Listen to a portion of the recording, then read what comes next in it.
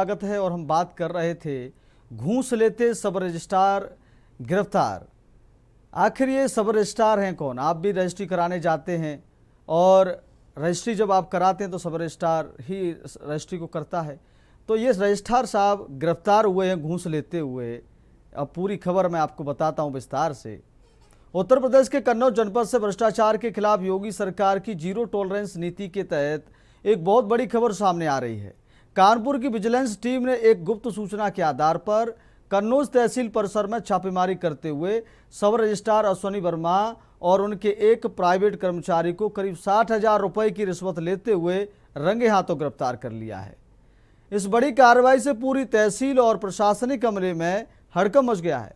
जानकारी के मुताबिक सदर कोतवाली क्षेत्र के अंतर्गत आने वाले सब रजिस्ट्रार कार्यालय में एक रजिस्ट्री कराने के एवज में सब रजिस्ट्रार अश्वनी वर्मा द्वारा मोटी रकम की मांग की गई। पीड़ित ने इसकी शिकायत कानपुर विजिलेंस टीम से की।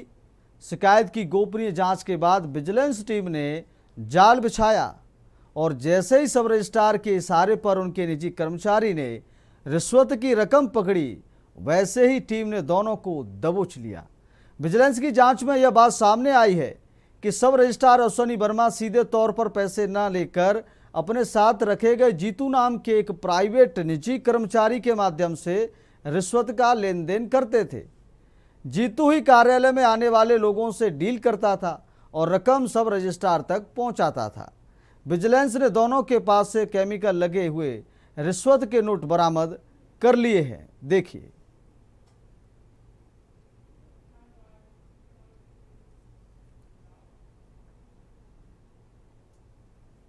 अब बात करेंगे गोकसी के आरोप पर बवाल।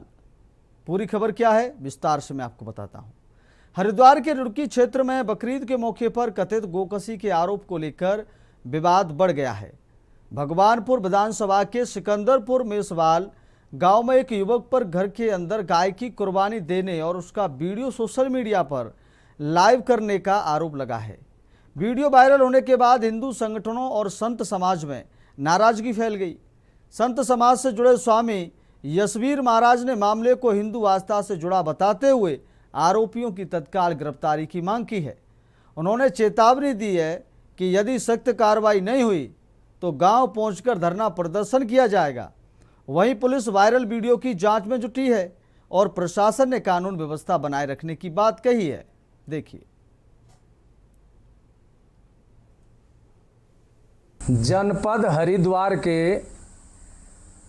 रुड़की के निकट भगवानपुर विधानसभा के अंतर्गत ग्राम सिकंदरपुर मेसवाल में एक सोयब नाम के जिहादी ने बकरा ईद पर अपने घर में गाय की कुर्बानी दी और गाय की कुर्बानी देने की वीडियो सोशल मीडिया पर भी डाल दी। कहाँ है इंसाफ? यूपी पुलिस से इंसाफ की उम्मीद करना बेईमानी हो चुका है। लखनऊ के पारा थाना क्षेत्र की निवासी महिला दरोगा वर्तमान में प्रयागराज में पोस्टेड हैं, जो खुद वर्दी में होकर वर्दी से इंसाफ मांग रही हैं, पर सुनने वाला कोई नहीं है। ससुराल वाले जाति को लेकर आए दिन बदसलूकी करते हैं। हद तो यह है कि ससुर पर बलात्कार का आरोप लगा और पुलिस बलात्कार का सबूत मांग रही है। देखिए पूरी खबर। ससुर द्वारा मेरा बलात्कार किया गया है और पुलिस कह रही है कि सबूत ला के दो। सही कहते हैं, इंसाफ मांगने से नहीं लड़ने से मिलता है। खामोशी नहीं संघर्ष ही इंसाफ दिलाता है और जब सिस्टम सो जाए तो आवाज बुलंदी करनी पड़ती है। राजधानी लखनऊ में थाने की चौखट पर इंसाफ के लिए फूट फूट कर रोती इस महिला को देखिए।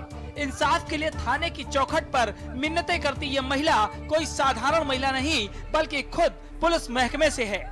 थाने के भीतर चीखती ये आवाज सिर्फ एक महिला की नहीं बल्कि उस मुर्दा हो चुकी उस पुलिस व्यवस्था पर चोट है, जहां खाकी पहनने वालों को भी इंसाफ के लिए अपने ही महकमे से लड़ना पड़ता है। यूपी पुलिस की महिला दरोगा चीख चीख कर खुद के साथ हुई हैवानियत के लिए इंसाफ मांग रही है। प्रयागराज में तैनात महिला दारोगा ने खुद के साथ रेप होने की बात कहकर हड़कंप मचा दिया। बयान नहीं लिखा जा रहा है, पूरा थाना बिक चुका है। कल चौकी इंचार्ज मुन्ना लाल को मैंने खुद देखा है डीलिंग करते हुए हंसखेड़ा पुलिस चौकी में। ससुर द्वारा मेरा बलात्कार किया गया है और पुलिस कह रही है कि सबूत ला के दो। लखनऊ के रहने वाली महिला दारोगा ने आरोप लगाए कि उसके साथ हुई हैवानियत के बाद खुद पुलिस उसके साथ गंदा खेल खेल रही है और तो और उसकी सुनवाई भी नहीं हो रही। यहाँ तक कि थाने में उसका मुकदमा तक नहीं लिखा जा रहा। महिला दारोगा के एक एक आरोप आपकी आत्मा को अंदर तक हिला कर रख देंगे। दरअसल प्रयागराज में तैनात महिला दारोगा ने लखनऊ में अपने ही ससुर पर जबरन दुष्कर्म, जानलेवा हमले और लगातार जुल्म सितम ढाने जैसे संगीन इल्जाम लगाए हैं और इंसाफ की उम्मीद लेकर जब वो पारा थाने पहुंची तो उसके साथ वो हुआ जो उसने सोचा नहीं था। हैरानी की बात ये कि जिस पुलिस महकमे का हिस्सा होकर वो दूसरों को इंसाफ दिलाती रही, आज आप देख रहे हैं के न्यूज, खबरों का सारथी। नमस्कार, आप देख रहे हैं के न्यूज। मैं हूं आपके साथ तनवीर। करते हैं खबरों का और बुलेटिन की शुरुआत करते हैं राजधानी दिल्ली की खबर से। दिल्ली से बड़ी खबर आपको बता रहे हैं, कर्नाटक कांग्रेस विधायक दल की आज बैठक होगी। तो बैठक में नए विधायक दल के नेता का चुनाव होगा। सचिव पाटिल ने सभी विधायकों को इसी को लेकर पत्र भी भेजा है। तो विधायक दल की बैठक आज शाम को 4 बजे होगी। इस बैठक में डीके शिवकुमार को नेता चुना जा सकता है। बता दें कि राज्यपाल ने सिद्धारमैया का जो सीएम पद से इस्तीफा था उसे स्वीकार कर लिया है। राज्यपाल ने मंत्रिमंडल को भंग कर दिया है और अब फिलहाल आज जो बैठक होने वाली है उसमें डीके शिवकुमार को विधायक दल का नेता चुना जा सकता है। आज शाम को करीब 4 बजे ये बैठक होने वाली है। दिल्ली से ये बड़ी खबर आपको बता रहे हैं। राजधानी दिल्ली से ये हम जानकारी आपको बता रहे हैं, जहां आज कर्नाटक कांग्रेस विधायक दल की बैठक होगी।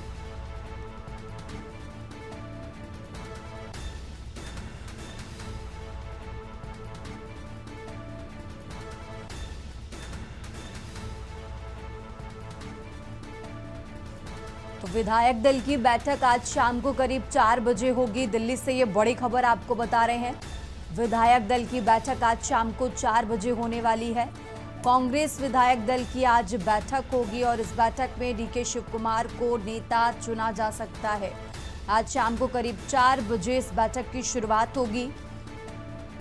और इसी खबर पर ज्यादा जानकारी के लिए हमारे साथ दिल्ली से विशेष संवाददाता अखिलेश जी जुड़ चुके हैं। अखिलेश जी, इस तरीके से जानकारी मिल रही है कि आज कर्नाटक कांग्रेस विधायक दल की बैठक होने वाली है। शाम को 4 बजे से इस बैठक की शुरुआत होगी और देखिए हर तरफ डीके शिवकुमार के नाम की ही चर्चा है। तो क्या माना जाए इस बैठक में उनके नाम पर मुहर लग जाएगी?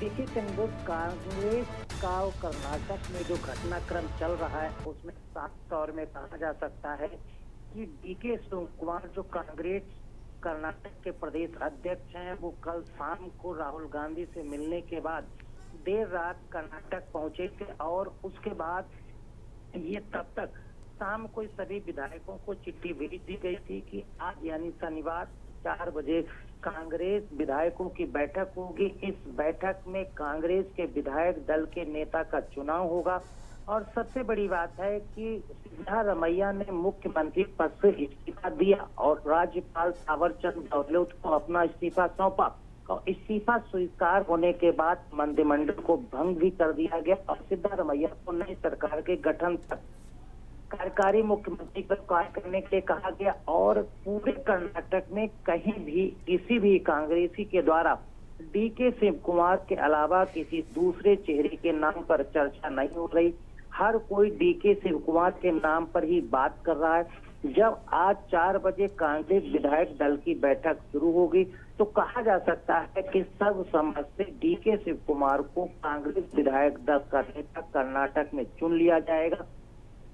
उसके बाद उम्मीद जताई जा रही है कि डीके शिवकुमार कांग्रेस विधायक दल का नेता चुना जाने के बाद राज्यपाल थावरचंद गहलोत को सरकार बनाने का दावा पेश कर सकते हैं और ये भी उम्मीद जताई जा रही है कि सोमवार को शपथ ग्रहण समारोह हो सकता है। हालांकि कुछ लोगों के द्वारा रविवार शाम को भी शपथ ग्रहण की चर्चा की जा रही है, लेकिन शाम जब 4 बजे आज कांग्रेस दल के विधायक के नेता के तौर पर डीके शिव कुमार पर मुहर लग जाएगी। उसके बाद आज जब दावा शाम को पेश करेंगे तो पूरी तस्वीर साफ हो जाएगी कि मुख्यमंत्री के मंत्रिमंडल का पूरा मंत्रिपरिषद कल शाम को शपथ ग्रहण करेगा या फिर सोमवार को अटकलें लगाई जा रही हैं तो सोमवार को मंत्रिमंडल का शपथ ग्रहण समारोह होगा।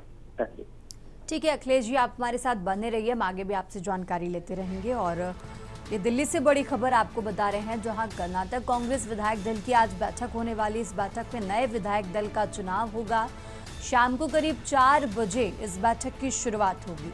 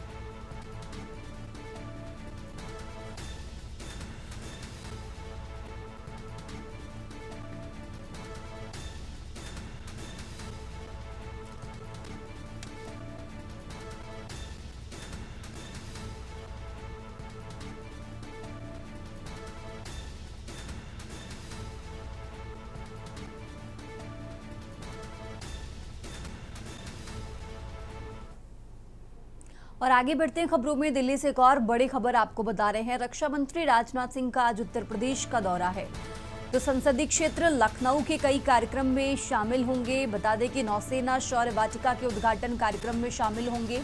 इकाना स्टेडियम के पास नौसेना शौर्य वाटिका में ये कार्यक्रम होगा और इस कार्यक्रम में मौजूद रहेंगे रक्षा मंत्री राजनाथ सिंह।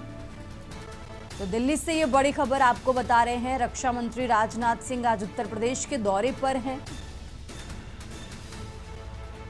कान्हा स्टेडियम के पास नौसेना शौर्य वाटिका में कार्यक्रम होगा और इस कार्यक्रम में मौजूद रहेंगे रक्षा मंत्री राजनाथ सिंह। नौसेना शौर्य वाटिका के उद्घाटन कार्यक्रम में शामिल होंगे। दिल्ली से खबर आपको बता रहे हैं, राजधानी दिल्ली से यह अहम जानकारी आपको बता रहे हैं। आज उत्तर प्रदेश के दौरे पर हैं रक्षा मंत्री राजनाथ सिंह।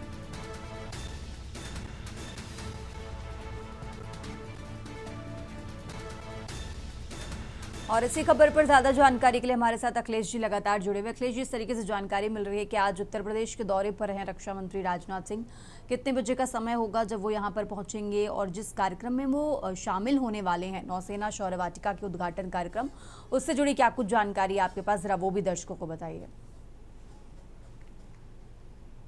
रक्षा मंत्री राजनाथ सिंह आज उत्तर प्रदेश के दौरे पर आ रहे हैं। अपने संसदीय क्षेत्र लखनऊ पहुंचेंगे, जहां बताया जा रहा है कि करीब 11 बजे का समय लखनऊ पहुंचने का रखा गया है और उसके बाद वो सेना के लिए सौर वाटिका तैयार की गई है, जिसमें नौसेना के जवानों के शौर्य और उनके पराक्रम को दर्शाया गया है। इस पूरी वाटिका में नौसेना के जवानों ने जो अपने देश की सुरक्षा के लिए, देश की रक्षा के लिए काम किया और अपने सर्वोच्च बलिदान शौर्य को प्रदान किया और तमाम तरह के उनके पराक्रम है, उन पराक्रमों को भी उसमें दिखाया गया है। उस वाटिका को नौसेना की अगुवाई में तैयार किया गया है, जिसको रक्षा मंत्री राजनाथ सिंह आज उद्घाटन करेंगे।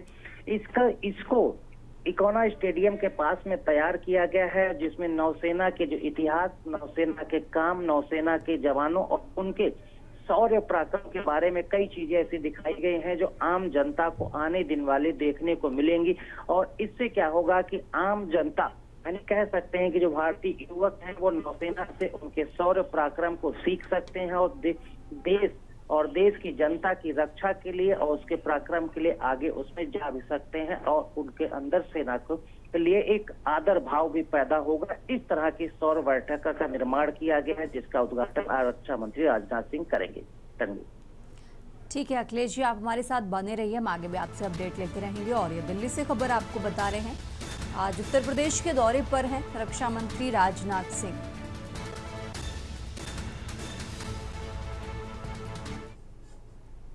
और आगे बढ़ते हैं खबरों में। दिल्ली से एक और बड़ी खबर आपको बता रहे हैं, जहां म्यांमार के राष्ट्रपति यू मिन आंग आज भारत आएंगे।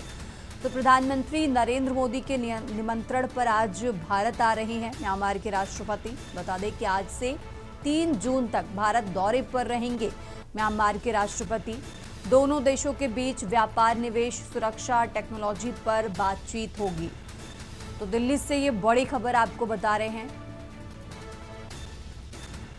राजधानी दिल्ली से यह अहम जानकारी आपको बता रहे हैं। इस दौरान दोनों देशों के बीच व्यापार, निवेश, सुरक्षा, टेक्नोलॉजी पर बातचीत होगी।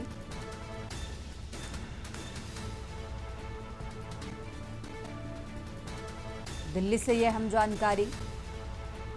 आज भारत के दौरे पर आ रहे हैं म्यांमार के राष्ट्रपति। और इसी खबर पर ज्यादा जानकारी के लिए हमारे साथ दिल्ली से विशेष संवाददाता अखिलेश जी लगातार जुड़े हुए।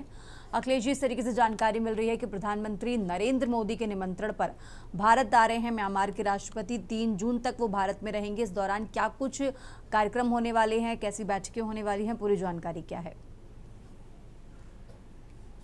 देखिए तंजीम, म्यांमार के राष्ट्रपति यू मिन आंग आज से 3 दिवसीय दौरे पर भारत में रहेंगे और भारत में पहला पड़ाव उनका देश की राजधानी दिल्ली होगा, जहां प्रधानमंत्री नरेंद्र मोदी के साथ मुलाकात होगी। इसके अलावा एक और कार्यक्रम रखा गया है, राष्ट्रपति द्रौपदी मुर्मू के साथ भी मुलाकात का रखा गया है।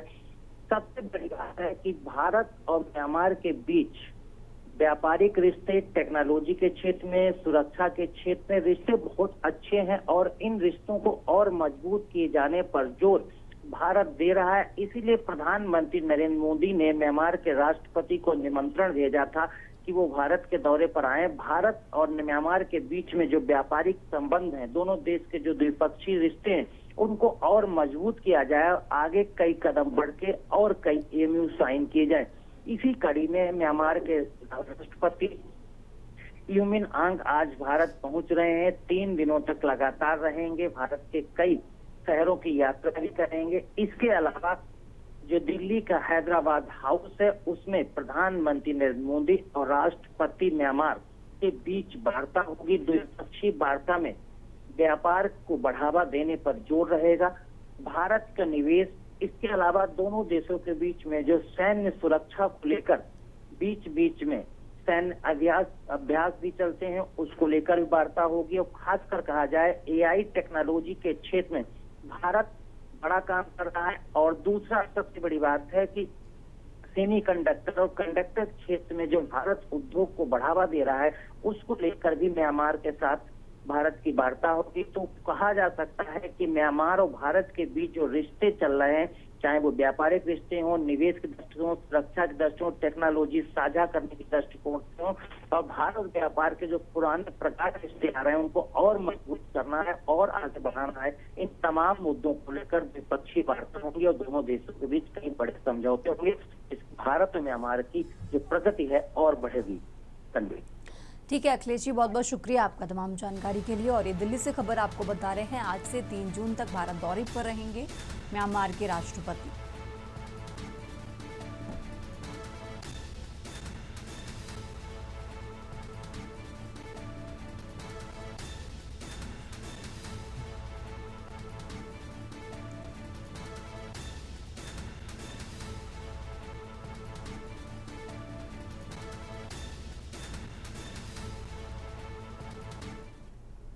और आगे बढ़ते हैं खबरों में। अब बात कर रहे हैं लखनऊ की, जहां यूपी होमगार्ड विभाग में तबादले हुए हैं। 13 जिलों के जिला कमांडेंट का तबादला हुआ है। जिला कमांडेंट होमगार्ड के तबादलों के आदेश जारी किए गए हैं। IPS ध्रुवकांत ठाकुर ने तबादला आदेश जारी किया है। लखनऊ से खबर आपको बता रहे हैं, IPS ध्रुवकांत ठाकुर ने जारी किया तबादला आदेश। और राजधानी लखनऊ से यह हम जानकारी आपको बता रहे हैं, जहां यूपी होमगार्ड विभाग में तबादले किए गए हैं। 13 जिलों के जिला कमांडेंट का तबादला हुआ है। बता दें कि IPS ध्रुवकांत ठाकुर ने तबादला आदेश जारी किया है।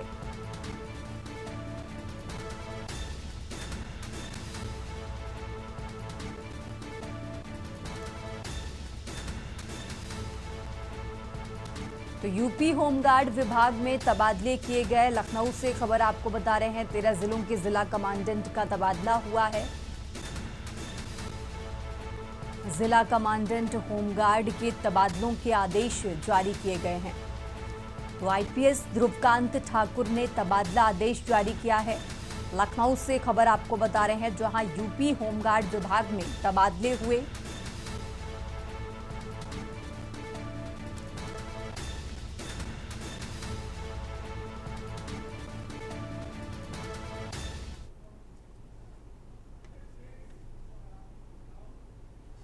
खबरों का सिलसिला लगातार जारी है। फिलहाल यहाँ रुकते हैं एक छोटे से ब्रेक के लिए। ब्रेक से वापस आ चुके हैं, रुक करते हैं खबरों का। बात कर रहे हैं लखनऊ की। लखनऊ से खबर आपको बता रहे हैं, जहां प्रदेश के सभी स्कूलों की सुरक्षा ऑडिट होगी। सरकारी और सरकारी सहायता प्राप्त स्कूलों की ऑडिट होगी। तो 1,40,555 स्कूलों का सुरक्षा मूल्यांकन होगा। तो प्रदेश के सभी स्कूलों की सुरक्षा ऑडिट कराएगी योगी सरकार। लखनऊ से खबर आपको बता रहे हैं, प्रदेश के सभी स्कूलों की सुरक्षा ऑडिट कराएगी योगी सरकार। लखनऊ से यह अहम जानकारी, जहां प्रदेश के सभी स्कूलों की सुरक्षा ऑडिट होगी।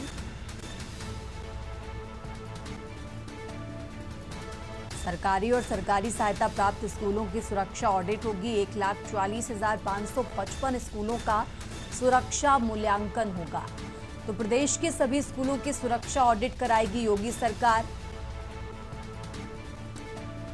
लखनऊ से यह अहम जानकारी आपको बता रहे हैं।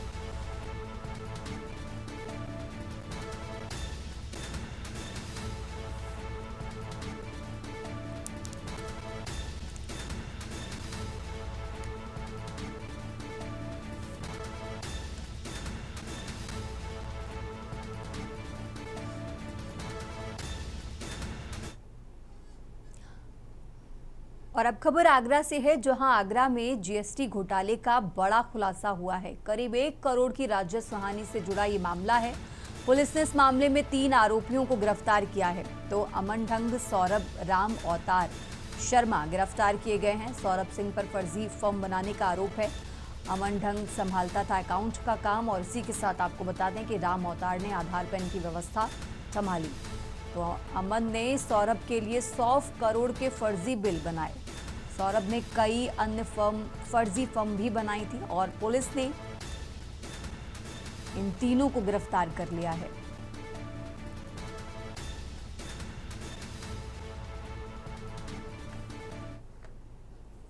और आगे बढ़ते हैं, खबरों में बात कर रहे हैं लखनऊ की। राजधानी लखनऊ से खबर आपको बता रहे हैं, जहां चारबाग रेलवे स्टेशन हादसे के बाद बड़ा एक्शन। एक असिस्टेंट इंजीनियर सस्पेंड किए गए हैं। इस मामले में लखनऊ से खबर आपको बता रहे हैं, प्रोजेक्ट टीम लीडर हटाए गए हैं। तो प्रोजेक्ट इंजीनियर सस्पेंड किए गए। लखनऊ से खबर आपको बता रहे हैं, और इसी के साथ वर्क सुपरवाइजर भी सस्पेंड किए गए। लखनऊ से यह अहम जानकारी, जहां ठेकेदार पर 50 लाख का जुर्माना भी लगाया गया है। जांच के लिए हाई लेवल कमेटी बनाई गई है। प्लेटफॉर्म नंबर 5 पर हादसा हुआ था, और इसी मामले से जुड़ा ये अपडेट आपको बता रहे हैं। चारबाग रेलवे स्टेशन हादसे के बाद बड़ा एक्शन सामने आया है। लखनऊ से खबर, जहां एक असिस्टेंट इंजीनियर सस्पेंड किए गए, ठेकेदार पर जुर्माना भी लगाया गया है, प्रोजेक्ट टीम लीडर हटाए गए हैं।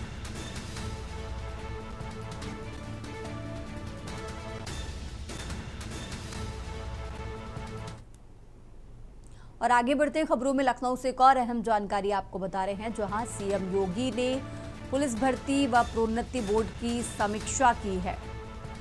भर्ती और पदोन्नति में तकनीक आधारित निगरानी बढ़ाने के निर्देश जारी किए हैं। 81,472 पदों पर जारी भर्ती प्रक्रिया समयबद्ध पूरी करने पर जोर दिया गया है। सभी भर्ती एवं प्रोन्नति प्रक्रियाएं पारदर्शी और निष्पक्ष हों, सीएम योगी ने निर्देश जारी किए हैं। मृतक आश्रित सेवायोजन के नियम सरल बनाने के भी निर्देश जारी किए गए हैं। तो इस साल यूपी पुलिस को मिलेगा बड़ा मानव संसाधन बल। लखनऊ से अहम जानकारी आपको बता रहे हैं।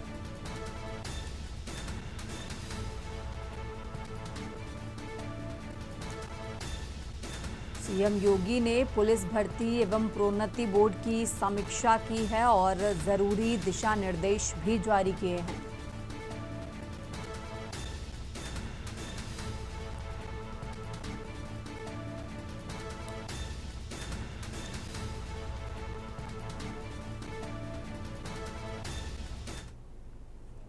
आगे बढ़ते हैं खबरों में। लखनऊ से एक और अहम जानकारी आपको बता रहे हैं, जहां आज होगा नौसेना शौर्य वाटिका का भव्य लोकार्पण। रक्षा मंत्री राजनाथ सिंह और सीएम योगी आदित्यनाथ इस कार्यक्रम का उद्घाटन करेंगे। लखनऊ से खबर आपको बता रहे हैं, सीजी सिटी में तैयार हुई नौसेना शौर्य वाटिका। तो नौसेना के शौर्य और पराक्रम से रूबरू होंगे पर्यटक। आईएनएस गोमती बनेगा वाटिका का मुख्य आकर्षण। युवाओं में देशभक्ति की भावना को बढ़ावा मिलेगा। भारतीय नौसेना के इतिहास और उपलब्धियों का प्रदर्शन होगा।